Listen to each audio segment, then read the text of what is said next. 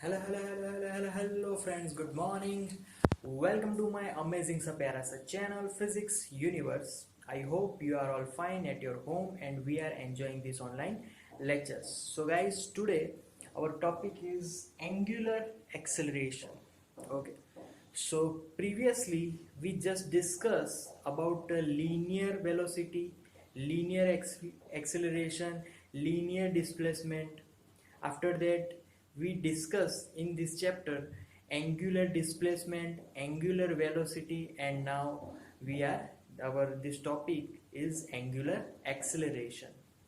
So angular acceleration is depend on also linear acceleration.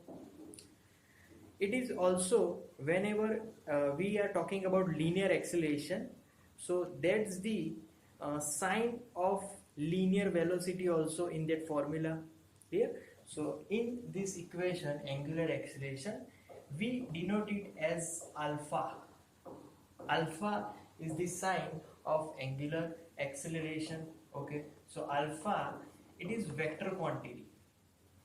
Alpha is our vector quantity. So alpha is equal to d omega, vector d omega by dt. So now what is our omega? Omega is our angular velocity here. So this is our alpha, and if we have to write the unit of this angular acceleration, so unit of angular acceleration, unit of omega upon t. Now first of all, omega is the radian second inverse upon second, so is equal to radian second 2 inverse. So this is the unit of angular acceleration.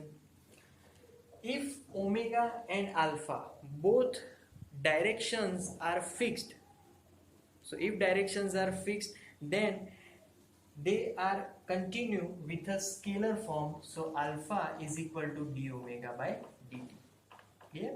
So this equation valid for whenever omega and alpha directions are fixed. Clear? So that's it for today guys. That's our topic is angular acceleration. Thank you so much for listening my video lecture till the end. That means a lot to me. Thank you very much.